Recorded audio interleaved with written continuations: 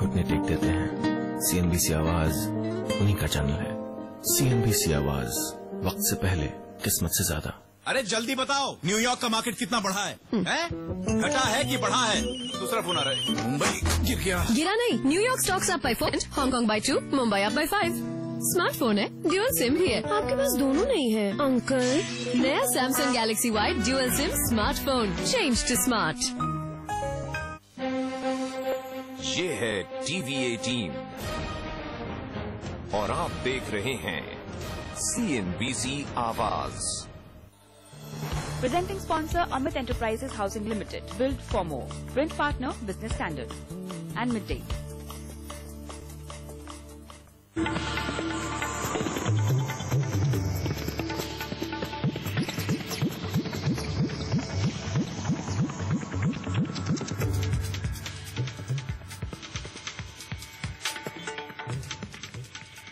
नमस्कार, आप सभी का एक बार फिर स्वागत है। हम पहुंचे हैं पुणे, जो हमेशा से ऑक्सफोर्ड ऑफ द ईस्ट कही जाती है, लेकिन इस शहर में काफी ज्यादा बदलाव हुए हैं। इनफैक्ट पुला देशपांडे जो एक बहुत जाने माने लेखक हैं, और उन्होंने कहा है कि पुणेकर से आप जब भी बात करें, वो एक तो पुणे के बारे में बढ़ चढ़ के बोलता है। मैं खुद पुणेकर हूं और ये पूरी तरह बिलीव करती हूँ।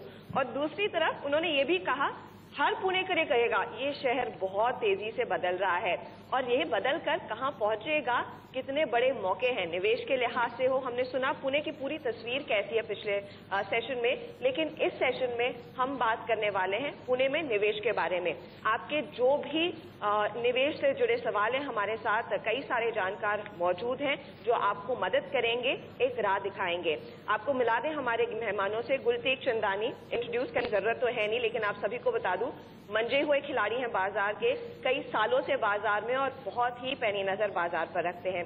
इसके अलावा हमारे साथ मिस्टर राजेंद्र पाटे हैं, रियल एस्टेट सेक्टर से जुड़े हुए हैं और बड़े पैमाने पर इनकी कंपनी भी पुणे को डेवलप कर रही है। पंकज मखपाल जो एक फाइनेंशियल प्लानर है, ये आपको बताएंगे कि ओवरऑल जब आप प्लानिंग कर रहे हैं पुणे के नागरिक खासतौर से, इस शहर में आपको निवेश के मौके कहां पर हैं और दूसरी कौन सी चीजें हैं जिस पर आपकी नजर होनी चाहिए। ऑफ कोर्स शुरुआत बाजार से ही करेंगे। गुल, सबसे पहले मैं आपसे ये समझना चाहूंगी, क्योंकि आजकल बाजार कई लोगों को एंजाइना की तकलीफ दे रहा है, ब्लड प्रेशर बढ़ा रहा है। आपका क्या नजरिया है, क्योंकि यहाँ पर काफी सारी चीजें बदली हैं, FII फ्लोज बढ़े हैं, घटे हैं, आपका क्या आउटलुक है मार्केट पर इस समय? काफी सारी चीजें जो चेंज हुई हैं। पहले बाजार जनवरी फरवरी में वेंट अप बाय अबाउट 30% और अब रिट्रेस होके 5000 पे आया है। इसके कई सारे कारण हैं। ऑब्वियसली इंडिया का गवर्नेंस की बात करने की जरूरत तो है नहीं, आई थिंक सब लोग आप वाकिफ हैं कि क्या हो रहा है कंट्री में। बट अपार्ट फ्रॉम दैट, कोई भी स्टेटस जो है किसी भी चीज में, चाहे आपकी लाइफ में चाहे मार्केट में, स्टेटस को नहीं होता, वो कॉन्स्टेंटली बदलता रहता है। और जब ये बदलाव एक अपॉर्चुनिटी की तरह से आते हैं, because this state of the country वो भी नहीं रहने वाला है। सो अगर ये जो किसी को इन्वेस्ट करना है, बिकॉज व्हेन द मार्केट 4560 से 5600 पे गया, तो कईयों ने बोला अब की बार नीचे आएगा तो हम लेंगे। पर नॉर्मली क्या होता है, जब नीचे आता है तो लोग उसका और वेट करते हैं कि थोड़ा और घस जाए नीचे की तरफ, और उसी में रुके रहते हैं और कभी कुछ नहीं करते। And it applies to all markets, is not only equity, real estate, anything, equity, gold, silver, anything which is an investment scenario. अगर आपका गोल्ड 26,000 पे चला गया तो लोग बोले नहीं अब थोड़ा रुक जाते हैं, तो नीचे का दायरा पकड़ ही लिया है, 25 के नीचे जाएगा तो सोचेंगे, और सोचना चालू ही नहीं होता। Same thing applies to equity. This is the most fantastic opportunity. Yes, the market can go down a little bit more, but एक चीज बहुत क्लियर है कि जो बहुत खराब बॉटम बना था वो भी 4600 के आजू बाजू है, and you are at 5000। So you have to be a great rocket scientist to predict that it will not go there also, and उसके नीचे भी जाएगा। उसके नीचे तो जाने की संभावना नहीं है, क्योंकि 2011 which was 2G, Adarsh, I don't need to name the scams, all of you know it. उतने खराब माहौल में वो 4,500 के नीचे आजू बाजू 4,600 के आजू बाजू था।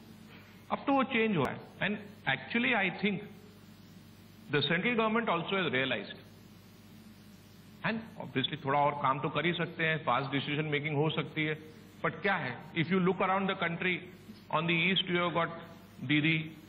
In the south, you have got Jayalalitha. In the north, you have got the lady.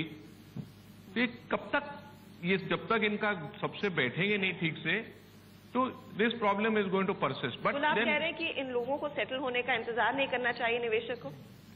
यही बेसिकली ये है हर्षदा कि सब लोग बहुत लालची हो गए हैं, कोई भी हो, सबको लगता है कि और जाए नीचे तो सस्ते में खरीद ले. पंकज, पुणे की जब हम बात करते हैं तो हम देखते हैं यहाँ का जो रियल एस्टेट मार्केट है काफी तेजी से आगे बढ़ रहा है और इन्वेस्टमेंट के लिए भी लोग प्रॉपर्टी की तरफ हमेशा एक आंख उठाए बैठे रहते हैं, चलो यहाँ पर हम निवेश कर सकते हैं.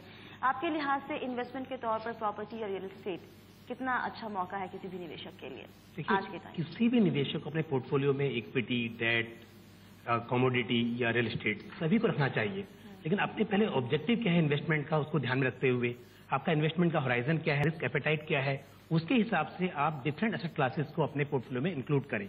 तो रियल एस्टेट डेफिनेटली एक अच्छा विकल्प है इन्वेस्टमेंट के लिए, लेकिन इसका मतलब ये नहीं है कि पिछले कुछ समय में इक्विटी अच्छा परफॉर्म नहीं कर रही है या रियल एस्टेट या गोल्ड ने अच्छा परफॉर्म किया है तो आप इक्विटी से दूर रहें. आपने पहले गोल को डिसाइड करें और कितना उसके लिए वक्त है आपके पास गोल अचीव करने के लिए, उस हिसाब से डिफरेंट एसेट क्लासेस में इन्वेस्ट करें. तो रियल एस्टेट एक विकल्प है इन्वेस्टमेंट का, लेकिन ये नहीं है कि वही एक अच्छा परफॉर्म कर रहा है या पिछले कुछ समय में दूसरे विकल्पों के मुकाबले में अच्छा रिटर्न दिया है, तो सिर्फ अपना ऑब्जेक्टिव वहीं पर इन्वेस्ट करने का होना चाहिए. ब्रॉडर होराइजन रखना चाहिए. लेकिन मिस्टर पाठी, क्योंकि आप रियल एस्टेट से जुड़े हुए हैं, पुणे की ही बात करें, यहाँ पर किस तरह के रिटर्न्स मिले हैं? पुणे में अभी रिटर्न्स बहुत अच्छे हैं क्योंकि पिछले सालों से जैसे इन्होंने बताया कि कभी भी तुमको अपॉर्चुनिटी अच्छी है, जब भी लेते तो बढ़ते ही है, कभी भी रेट कम नहीं हुए हैं. पुणे में देखो जहाँ 3,000 थे 6,000 हो गए, 6 थे वहाँ पे 9 हो गए.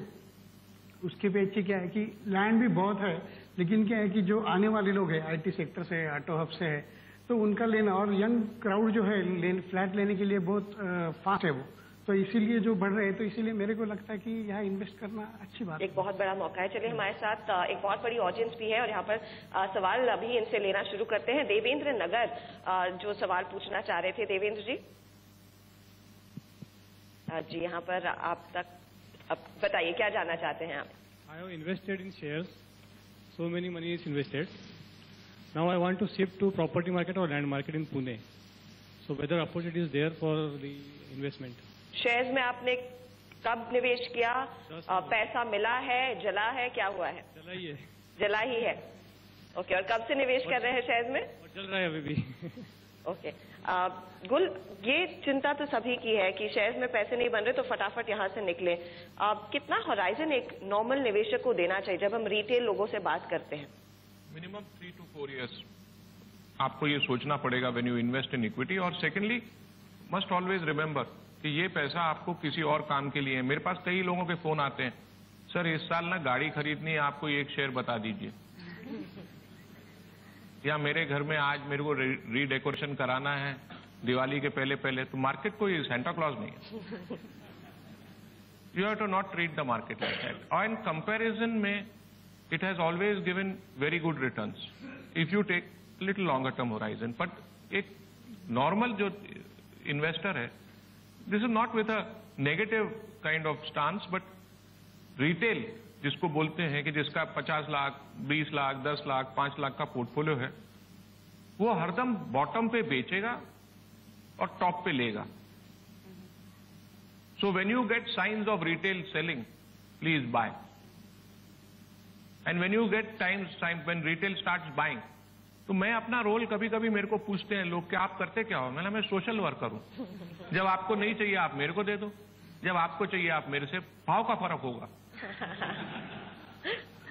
चलिए, तो निवेश करते हैं तो थोड़ा सब्र रखिए, थोड़ा पेशेंस रखिए, थोड़ा टाइम दीजिए अपने निवेश को, और जैसा पंकज ने भी कहा थोड़ा गोल बनाइए, उसके हिसाब से निवेश कीजिए तो बेहतर होगा.